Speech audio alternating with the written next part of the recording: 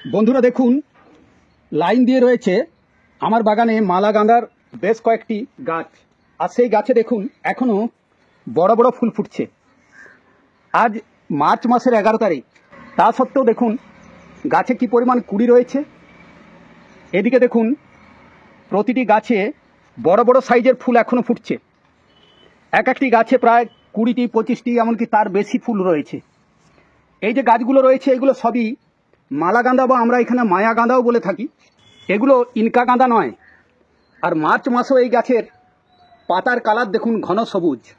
এই দিকে দেখুন দুটি টবে রয়েছে ওই মালা গাঁদার এই দুটি গাছ। এই গাছগুলোর স্বাস্থ্য দেখুন যথেষ্ট ভালো রয়েছে। গাছের পাতা এখনও ঘন সবুজ রয়েছে। এই গাছগুলো থেকে আমরা এখনও প্রচুর ফুল পাবো। আর আমার বাড়িতে প্রতিদিন পুজোর যে ফুলের প্রয়োজন হয় এই গাছগুলো থেকেই সেই ফুল আমরা পেয়ে থাকি। বন্ধুরা, যদি আপনাদের ছাদ বাগানে বা আপনাদের বাগানের মাটিতে যদি মায়া গাঁদার এই ধরনের গাছগুলো থাকে, এই সময় আপনারা এই গাছগুলোর যত্ন পরিচর্যা কেমন করবেন যাতে সারা গরম জুড়ে এই গাছগুলো থেকে আপনারা পর্যাপ্ত ফুল পেতে পারেন। তার সঙ্গে সঙ্গে আজকের ভিডিওতে আমি আপনাদের দেখাবো এই গাছগুলো থেকে আপনারা কিভাবে চারা তৈরি করে গরমের সময় সেই চারাগুলোকে টবে প্রতিস্থাপন করে আপনারা সারা বছর পর্যাপ্ত ফুল পেতে পারেন। নমস্কার বন্ধুরা, আপনারা দেখছেন আপনাদের অতি প্রিয় গার্ডেনিং বিষয় YouTube channel versatile gardener, unique idea of gardening. বন্ধুরা, আমার বাগানের মায়া গাঁদার গাছগুলোর পরিস্থিতি ভিডিও শুরুতে আমি আপনাদের দেখিয়েছি। গাছ জুড়ে এখনও প্রচুর ফুল রয়েছে। এই মার্চ মাসের মাঝামাঝি সময় এসেও এই গাছে দেখুন কী পরিমাণ ফুল রয়েছে। তবে যে দুটো গাছ রয়েছে সেই গাছেরও গ্রোথ দেখুন যথেষ্ট ভালো। আর আজকের ভিডিওয়ে আমি আপনাদের দেখাবো যে আপনারা কিভাবে এই গাছগুলো থেকে চারা তৈরি করতে পারেন। আর আপনাদের ছাদ বাগানে যদি এই ভ্যারাইটির গাঁদা গাছ থাকে সেখান থেকে আপনারা চারা তৈরি করে নিতে পারেন, সারা বছর ফুল পেতে পারেন। এগুলো 12 মাসি ভ্যারাইটির মধ্যেই কিন্তু পড়ে, কিন্তু ইনকা গাঁদার ক্ষেত্রে সেটা হয় না।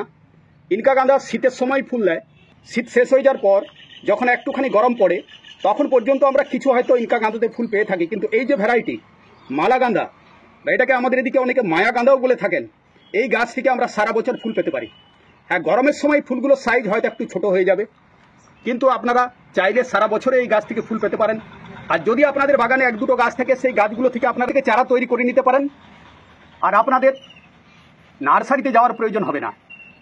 এই সময় যেমন এই গাছ থেকে আমরা চারা তৈরি করব, আবার বর্ষার সময়ও এই গাছ থেকে যে চারাগুলো তৈরি হবে সেই চারাগুলো আমরা শীতের সময় লাগালে সেখান থেকে আবার ফুল পাবো।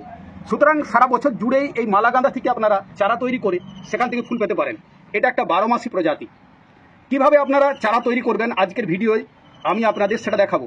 এখান থেকে কিছু ডাল আমাদের সংগ্রহ করতে হবে। সেই ডালগুলোকে আমরা কাটিং হিসেবে ব্যবহার করব। আর সেখান থেকে চারা তৈরি হবে।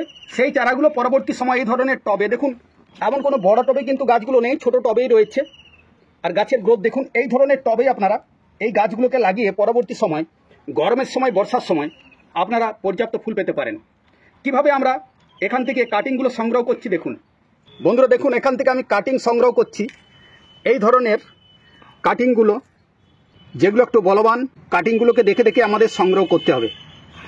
এইভাবে দেখুন আমার এখানে দুটো ভ্যারাইটি রয়েছে, একটা হলুদ ভ্যারাইটি, এছাড়া একটা কালার রয়েছে। এখান থেকে আমি সংগ্রহ করে নেব কাটিংগুলো। একটা কাটার দিয়ে বা আপনারা কাঁচি দিয়ে এই কাটিংগুলোকে সংগ্রহ করে নিতে পারেন। বন্ধুরা, এই যে দেখুন আমি বেশ কিছু কাটিং সংগ্রহ করেছি। দুটো ভ্যারাইটির কাটিংয়ে এখানে আমরা সংগ্রহ করেছি। এই যে ডিপ হলুদ কালারের যে কাটিংগুলো দেখুন, এই কাটিংগুলোকে একটুখানি এর ডগাগুলোকে শার্পলি আমাদের ব্লেড দিয়ে কেটে দিতে হবে। কিছু পাতা এখান থেকে আমাদের কেটে বাদ দিয়ে দিতে হবে। এইভাবে কিছু পাতা আমরা এখান থেকে কেটে বাদ দিয়ে দেবো। একটুখানি এগুলোকে আমরা হালকা করে দেবো কাটিংগুলোকে। তারপর এই যে দেখুন এখানে রয়েছে কাটিং এড।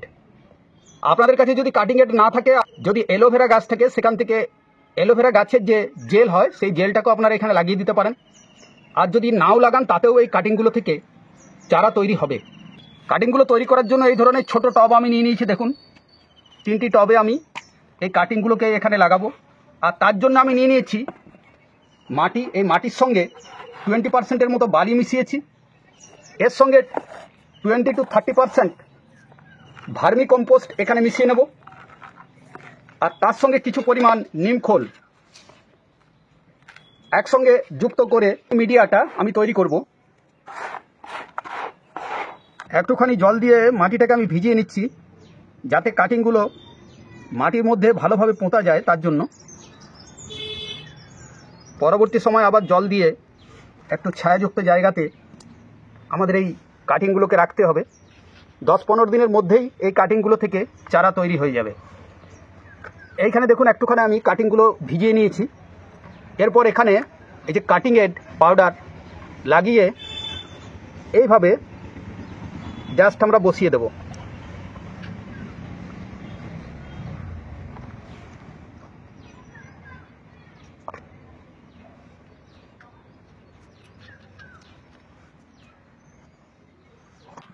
বন্ধুরা, এই যে দেখুন এই ধরনের পটে আমি কাটিংগুলোকে লাগিয়েছি। এরপর এগুলো ছায়াযুক্ত জায়গাতে রেখে দেব। মোটামুটি 10-15 দিনের মধ্যেই এর রুট ডেভেলপমেন্ট হয়ে যাবে। এখানে দুটো ভ্যারাইটির এই যে বাসন্তী কালারের এই পটটাতে রয়েছে। এটাকে একটু আলাদা করে আমরা রাখবো, যাতে পরবর্তী সময় আমরা এটাকে চিনতে পারি।